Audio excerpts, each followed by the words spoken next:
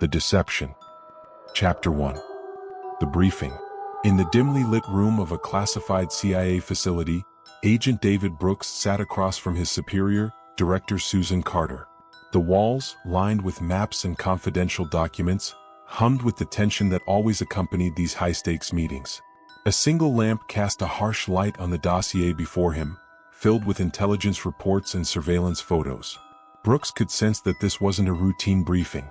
Carter, a woman in her late 40s with a steely gaze and a reputation for being unflinching in the face of danger, slid a thin file across the table. "This is Operation Dark Water," she said, her voice low and deliberate. "A mission that could cripple one of the largest terrorist networks in the world. But there's a problem." Brooks raised an eyebrow as he opened the file. Inside, he saw detailed plans of a covert strike against a high-value target in the Middle East. It was a meticulously planned operation, one that had been in the works for months. "What's the issue?" he asked, his mind already racing with the possibilities. Carter leaned back in her chair, crossing her arms. "We've received credible intelligence that someone within our ranks is planning to sabotage the operation. They've already compromised several key assets, and if they succeed, the entire mission will fail. Worse, it could expose our agents on the ground." Brooks felt a chill run down his spine. A mole within the CIA was the kind of nightmare scenario every agent feared. "Do we have any leads on who it might be?" he asked, his voice tinged with urgency. Carter nodded. "We've narrowed it down to a handful of suspects, all of whom have had access to the mission details. Your job is to identify the traitor and stop them before it's too late. But you'll need to be discreet. If the mole catches wind that we're onto them, they could disappear or worse, accelerate their plan." Brooks knew what was at stake. The success of Operation Dark Water was critical not just for the agency, but for national security. If this operation failed, it could embolden terrorists worldwide. "I'll find them," he said, his voice firm. "I won't let this operation be compromised." Carter's eyes softened slightly, a rare moment of vulnerability in an otherwise impenetrable exterior. "I'm counting on you, David. And remember, trust no one." As Brooks left the briefing room, the weight of the task ahead settled on his shoulders. He was now on a mission within a mission, one that required him to tread carefully among his own colleagues.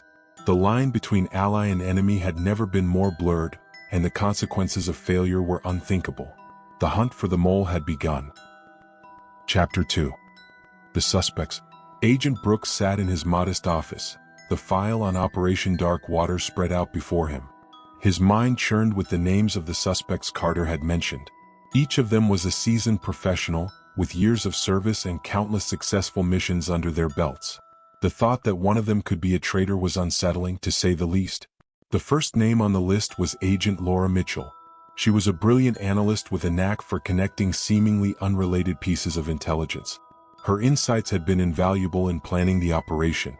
But Brooks couldn't ignore the fact that she had access to all the mission details, and her recent behavior had been slightly erratic. Next was Agent Mark Stevens, a field operative known for his ruthlessness and efficiency. He had been involved in several high-profile missions and had a reputation for getting the job done, no matter the cost. However, his personal life was a mess, with a recent divorce and rumors of financial troubles. Could he have been compromised? The third suspect was Dr. Evelyn Park, a cybersecurity expert who had designed the encryption protocols for the operation's communications. She was a genius in her field, but her reclusive nature and lack of social interactions made her an enigma. Brooks knew that the most dangerous enemies were often the ones who went unnoticed. Finally, there was Agent Tom Hayes, a seasoned veteran who had mentored Brooks when he first joined the agency. Hayes was the last person Brooks wanted to suspect, but his name had come up in the intel for a reason. He was heavily involved in the operational planning and had the skills to cover his tracks if he were the mole. Brooks leaned back in his chair, staring at the photographs of the four suspects. Each had the motive, means, and opportunity to sabotage the mission. But only one of them was the traitor. His phone buzzed, breaking his concentration. It was a message from Carter. "We've had another breach. The mission timeline is compromised.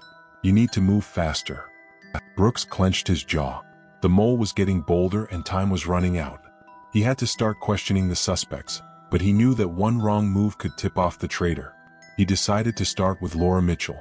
If anyone had noticed something off, it would be her. He grabbed his jacket and headed to her office, mentally preparing himself for the interrogation. As he approached Mitchell's office, he noticed the door slightly ajar. He pushed it open and froze. The room was dark, and the only light came from the flickering computer screen. Laura Mitchell was slumped over her desk, her body motionless. A cold dread washed over Brooks as he rushed to her side. She was dead. The hunt for the mole had just become a race against time. Quer que eu continue com a história? Você disse. Sim. O ChatGPT diz. The Deception. Chapter 3. The Investigation. Brooks quickly scanned the room, his instincts on high alert. He knew that any delay in reporting Mitchell's death could jeopardize the investigation, but his first priority was to secure the scene. He checked the pulse at her neck. Nothing. Her skin was already cool to the touch. She had been dead for some time.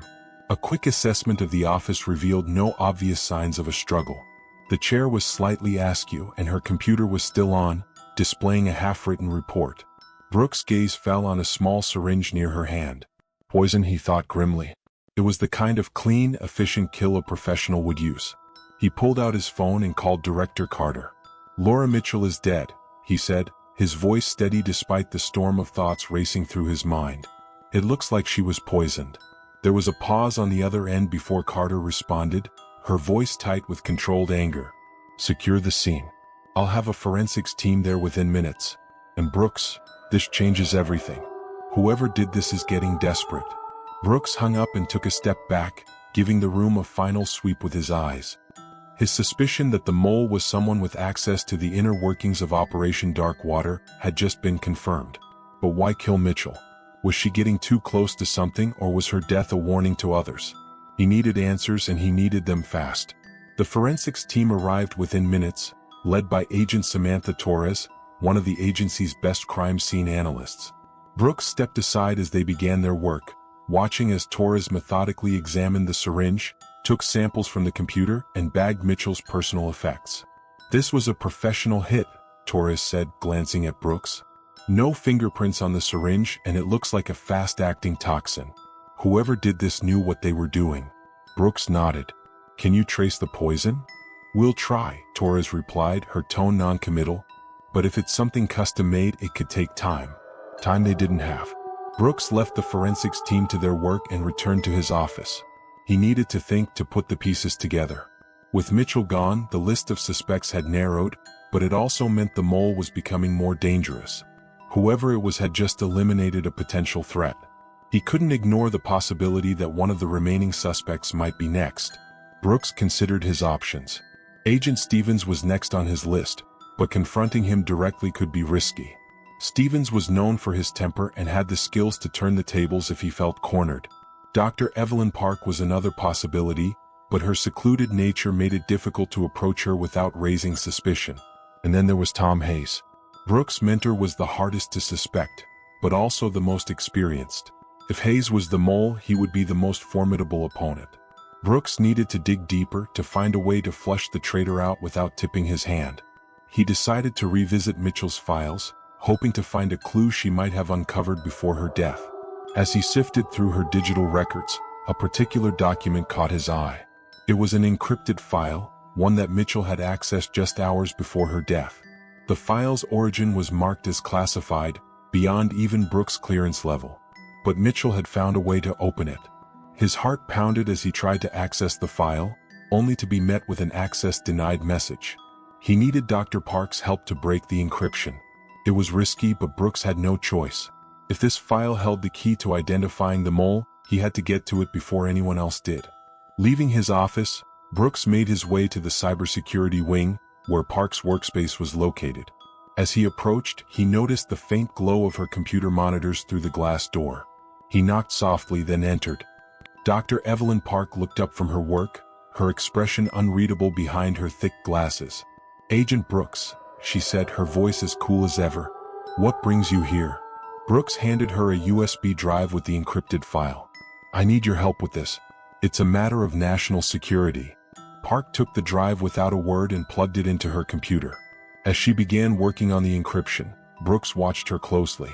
Her fingers moved deftly over the keyboard, a sign of her expertise. But there was something in her demeanor that made him uneasy. Was she just focused, or was she hiding something? After a few tense minutes, Park looked up. "This file is heavily encrypted, but I can break it. It'll take some time."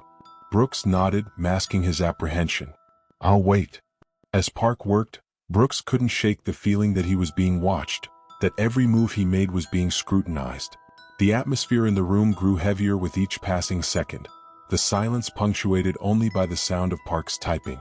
Suddenly, the door to the lab swung open and Agent Stevens walked in. He looked between Brooks and Park, his expression unreadable. "What's going on here?" he asked, his tone laced with suspicion. Brooks tensed. The mole was close, and now he was trapped in a room with two suspects, either of whom could be the traitor. The clock was ticking and the danger was mounting. But one thing was certain: this investigation was far from over. Chapter 4. The Trap. The atmosphere in the room thickened as Stevens' question hung in the air. Brooks could feel the tension rising, the unspoken suspicion crackling between them. Dr. Park's fingers paused momentarily on the keyboard, but she didn't look up. Her focus remained on the screen, where the encrypted file was slowly unraveling. "We're following up on a lead," Brooks replied, keeping his tone neutral. "It's classified." Stevens took a step closer, his eyes narrowing. "Classified, huh? Seems like a lot of things are classified these days." Brooks forced himself to remain calm.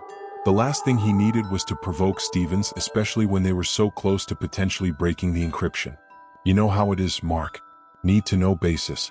But trust me, you'll be briefed if it's relevant to your assignment." Stevens didn't respond immediately. He studied Brooks for a moment longer, then glanced at Dr. Park, who was back to typing furiously. The tension in the room was almost unbearable. "Fine," Stevens said finally, though his tone suggested he wasn't entirely convinced. "But don't keep me in the dark for too long. We're all on the same side here, right?" "Of course," Brooks said, forcing a smile. Stevens nodded curtly and turned to leave, but not before casting one last glance at Park. As the door closed behind him, Brooks let out a breath he hadn't realized he was holding. "That was close," he muttered. Park didn't look up from her screen. "Stevens has always been suspicious of everyone," she said. "But it's not him you should worry about." Brooks frowned. "What do you mean?" Park stopped typing and turned to face him, her expression serious. "I've been monitoring the network traffic for the last few weeks. There's been unusual activity, someone accessing files they shouldn't be, using credentials that don't match.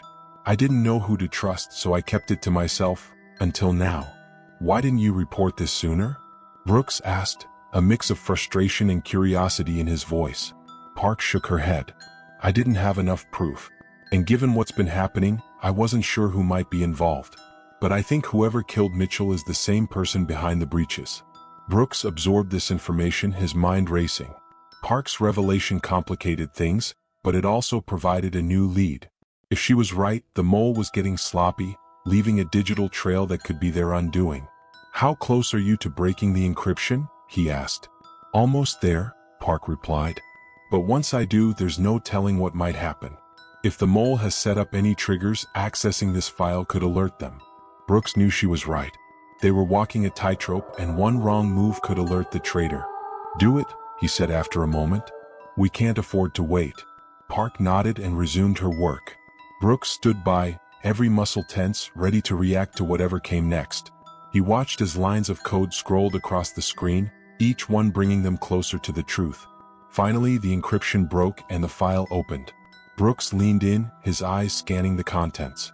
It was a series of communications, heavily coded, between someone inside the CIA and an unknown contact. The messages detailed plans to sabotage Operation Darkwater, confirming their worst fears. But there was something else, a name. Brooks' heart skipped a beat as he recognized it. Tom Hayes. The realization hit him like a punch to the gut. His mentor, the man who had taught him everything he knew about being an agent, was the mole. Brooks struggled to process the betrayal, but there was no time for shock. They had to act fast. "We need to move," Brooks said, his voice hardening. "Hayes is the mole. We have to stop him before he makes his next move." Park looked up at him, her eyes wide with a mix of surprise and fear. "Are you sure?" Brooks nodded grimly. "The evidence is right here.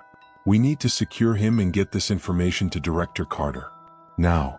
As they prepared to leave, a sudden noise outside the door made them freeze. Brooks reached for his gun, signaling Park to stay behind him. He moved to the door, listening intently. The doorknob turned slowly and Brooks tensed, ready to confront whoever was on the other side. But before he could react, the door burst open and a flashbang grenade rolled into the room. The explosion of light and sound was overwhelming. Brooks was thrown to the ground, his ears ringing and his vision blurred. He tried to get up, but his body wouldn't respond. He could barely make out the shadowy figure that entered the room, moving with lethal precision.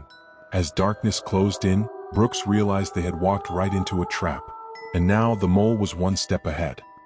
Chapter 5. The setup. Brooks' mind struggled to claw its way back to consciousness, the remnants of the flashbang still wreaking havoc on his senses. His vision was a blur of distorted shadows, his ears echoing with the fading ring of the explosion.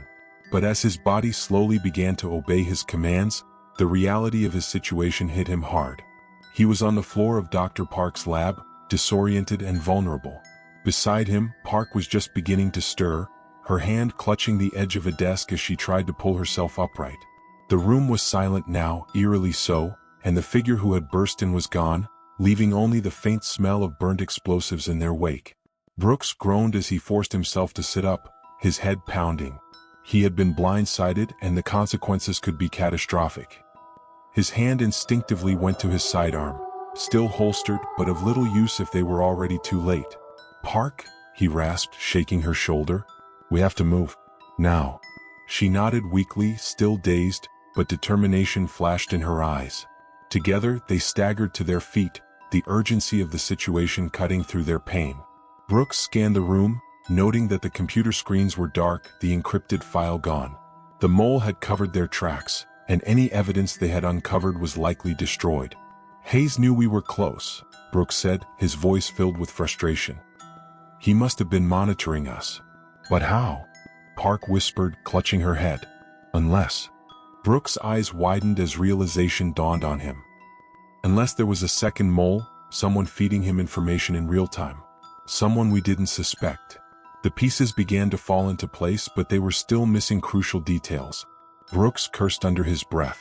If Hayes was indeed the mole, then everything they had done to uncover him might have been for nothing. Worse, they had no idea where he was now or what his next move would be. "We need to get to Carter," Brooks said, adrenaline fueling his determination. "If Hayes is going to act, she has to know. She might still be able to stop him." Park nodded, her face pale but resolute. Together, they exited the lab, moving as quickly as their unsteady legs would allow. The corridors of the CIA facility were eerily empty, the usual hum of activity conspicuously absent. Brooks couldn't shake the feeling that they were walking into another trap, but there was no time for caution. As they reached the hallway leading to Director Carter's office, Brooks' phone buzzed. He pulled it from his pocket and saw an encrypted message flash on the screen. His instincts screamed at him to ignore it, but curiosity got the better of him. He quickly decrypted the message. "It's not Hayes. Carter is the mole. Get out."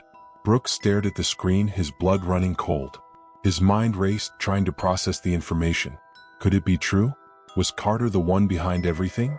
The idea seemed impossible, but the evidence had led them astray before. What if they had been manipulated from the start? "Park," Brooks said, his voice tight with tension. "We might be walking into a setup. I just got a message. Someone claims Carter is the mole." Park's eyes widened in shock. "Carter? But she's the one who's been guiding us, helping us find the traitor." "Exactly," Brooks said grimly, "which would make her the perfect person to orchestrate the whole thing. She could have been playing us all along, using us to eliminate anyone who got too close to the truth." Park shook her head, struggling to comprehend. "But then why send us after Hayes? It doesn't make sense." Brooks clenched his jaw.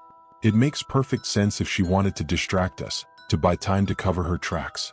If we're wrong about Hayes, he could be walking into a trap right now, or worse, already dead." They had reached a critical crossroads. Brooks could feel the weight of the decision bearing down on him. If Carter truly was the mole, confronting her could be a death sentence. But if she wasn't, and they hesitated, Hayes could finish what he started and destroy Operation Dark Water. "We need to split up," Brooks said, making the decision in a flash. "You go to Hayes, warn him. I'll confront Carter. We have to cover all bases." Park hesitated, clearly torn, but she nodded. "Be careful, Brooks. If Carter is the mole, she's more dangerous than we ever imagined. Brooks nodded grimly. You too. If anything goes wrong, get out. We can't afford to lose both of us. With that, they parted ways, each heading into the unknown, their trust in one another the only thing keeping them grounded. Brooks' heart pounded as he approached Carter's office. The door was closed, and the faint light seeping through the crack beneath it was the only indication that she was inside.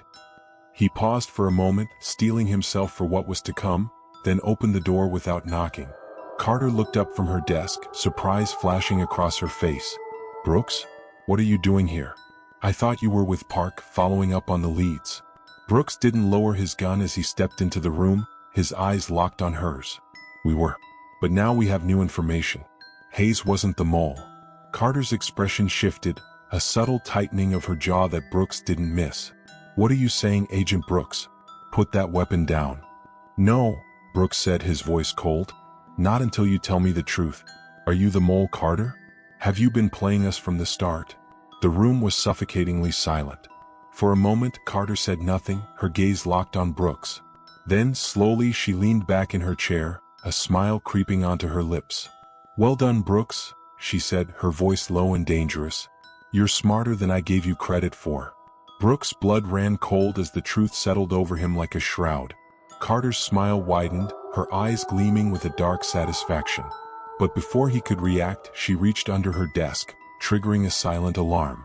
Brooks' world tilted as the door behind him burst open. An armed agent stormed into the room, guns drawn. He was trapped, outnumbered, and outplayed. But he wasn't going down without a fight. Chapter 6. The Reckoning. Brooks' grip tightened on his weapon as the armed agents closed in, their faces expressionless, trained to follow orders without question. He knew he had only seconds to decide his next move, but every option seemed like a dead end. Carter had outmaneuvered him, and now he was at her mercy. Drop the gun, Brooks, Carter said, her voice carrying the authority of someone who believed they had already won. You're outnumbered and outgunned. There's no way out of this. Brooks' mind raced. He could feel the tension in the room, the anticipation of violence crackling in the air. But he also knew something Carter didn't. Park was still out there, and she had the evidence they needed to expose the truth. If he could just buy her enough time. Without warning, Brooks raised his weapon and fired a shot at the overhead lights. The room plunged into darkness, the sudden loss of visibility throwing the agents into confusion. In the chaos, Brooks dropped to the floor and rolled behind a nearby desk, using the cover to his advantage. Find him. Carter's voice rang out, her calm demeanor shattered by the unexpected turn of events. The agents scrambled to adjust to the darkness, their flashlights flickering on as they searched the room. Brooks moved quickly, using the darkness and his knowledge of the room's layout to stay one step ahead of his pursuers. He could hear the agents fanning out, their footsteps closing in on his position. But Brooks wasn't ready to give up yet. He fired another shot, this time hitting the fire alarm. The room was immediately filled with the blaring sound of sirens and the steady stream of water from the sprinklers. The chaos intensified as the agents struggled to regain control of the situation. In the confusion, Brooks made his move. He darted toward the door, using the cover of darkness and the distraction of the fire alarm to slip past the agents. His heart pounded in his chest as he burst out of the office and into the corridor, the cold water from the sprinklers soaking him to the bone. He ran, not looking back, his only thought to get to Park and regroup. The facility was on high alert now, and he knew it wouldn't be long before the entire building was locked down. But he had to keep moving. Park was his only chance to turn the tide. As he rounded a corner, Brooks nearly collided with Park, who was running in the opposite direction, her face pale with fear. Brooks, she gasped, relief flooding her voice. I was on my way to find you. Hayes is dead. They got to him before I could. Brooks' stomach twisted at the news, but there was no time to mourn. It's Carter, he said urgently. She's the mole. We need to get out of here and get this evidence to someone we can trust. Park nodded, her expression grim. There's a secondary exit through the basement. It's not on the official schematics, but I found it when I was hacking into the network. We can use it to get out without being seen. Lead the way, Brooks said, trusting her completely. They made their way through the facility, moving quickly and quietly to avoid detection. The building was in chaos, with agents and security personnel rushing to respond to the fire alarm and the reports of gunfire. Brooks and Park used the confusion to their advantage, slipping past the patrols and heading toward the basement. As they reached the stairwell, Brooks couldn't shake the feeling that they were being watched. His instincts screamed at him to be on guard, but there was no time to stop. They descended the stairs quickly, the sound of their footsteps echoing in the concrete stairwell. When they reached the basement, Park led Brooks to a nondescript door at the end of a dimly lit corridor. She punched in a code on the keypad and the door clicked open. Beyond it was a narrow tunnel, dark and foreboding, but it was their only way out. "This leads to a service exit a few blocks away," Park explained. "Once we're out, we can disappear and figure out our next move." Brooks nodded, his heart still racing. "Let's go." They stepped into the tunnel, the door closing behind them with a heavy thud. The darkness was almost suffocating, but they pressed on, driven by the urgency of their situation. Brooks could feel the weight of everything that had happened bearing down on him, but he forced himself to stay focused. They were so close to freedom, to exposing the truth. But just as they neared the exit, a figure emerged from the shadows, blocking their path. Brooks' breath caught in his throat as he recognized the face. Carter. She stood there, her gun raised, a look of cold determination in her eyes. "You should have listened, Brooks," she said, her voice echoing in the tunnel. "I gave you a chance to do the right thing, to stay out of this. But you just couldn't let it go." Brooks stepped forward, shielding Park with his body. "It's over, Carter. We have the evidence. There's no way out for you." Carter smiled, a twisted, bitter smile. "You really think it's that simple? I've been in this game a lot longer than you, Brooks. I know how to cover my tracks, how to make people disappear. You won't get away with this," Brooks said, his voice steely with resolve. Carter's smile faded, replaced by a look of contempt. "Maybe not. But I won't go down alone." Before Brooks could react, Carter fired her gun. The shot echoed in the tunnel, the sound deafening in the confined space. Brooks felt a sharp pain in his side as the bullet struck him, knocking him to the ground. "Brooks?" Park screamed, rushing to his side. Brooks gritted his teeth against the pain, his vision blurring. But even as he felt his strength fading, he knew he couldn't give up. Not now. Not when they were so close. With the last of his strength, Brooks raised his gun and fired. The shot hit Carter square in the chest and she staggered back, a look of shock on her face. She collapsed to the ground, her gun clattering to the floor. Park was at Brooks' side in an instant, her hands pressing down on his wound, trying to stem the bleeding. "Stay with me, Brooks," she pleaded, her voice breaking. "We're almost there." Brooks' vision was fading fast, but he forced himself to focus on Park's face. "Get the evidence out," he managed to say, his voice barely a whisper. Park nodded, tears streaming down her face. "I will. I promise." With that, Brooks let himself slip into unconsciousness, knowing that Park would finish what they had started. The truth would come out. The mole would be exposed, and the fight for justice would go on.